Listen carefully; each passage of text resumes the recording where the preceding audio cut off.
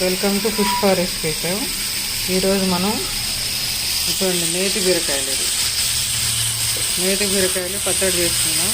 చూడండి round కోసాను, round కోసి నూనెలో వేసి ఒక్క రెక్క చింతపండు కూడా దీంట్లోనే వేసాను. ఇట్లా చక్రాలకు కోసుకోవాలి.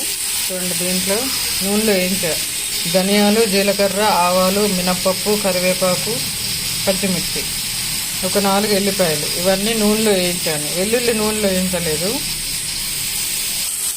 ఇప్పుడు ఇవి చూడండి ఇట్లా చక్రాల్లాగా కోసుకున్నాను. నేతి బీరకాయ పచ్చడి. ఈ నేతి బీరకాయలు ఇట్లా చక్రాల్లాగా కోసుకున్నాం కదా, సగం వేగింది. చింతపండు కూడా దీంట్లోనే ఒక్క రెక్క వేసాను. ఇప్పుడు చూడండి ఒక్క టమాటా కోసుకున్నాం. ఈ టమాటాను ఇట్లా ఖాళీ ప్లేస్ ఉంచి దీంట్లో ఇట్లా బోర్లు ఇచ్చి పెట్టేస్తే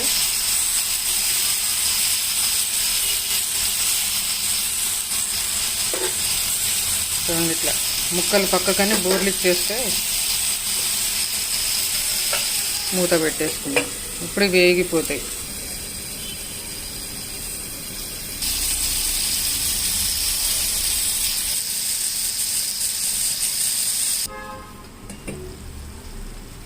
ఇవి వేగిపోయినాయి. తీసి కాస్త చల్లారిన తర్వాత మిక్సీ పట్టేసుకుందాం.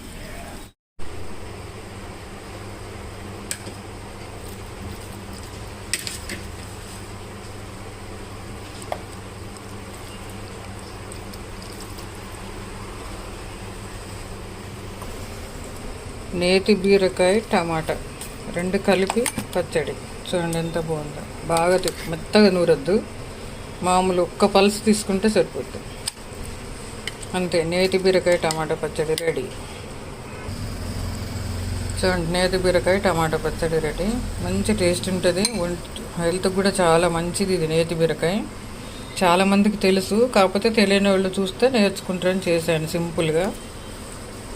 అంతేనండి, నేతి బీరకాయ పచ్చడి రెడీ.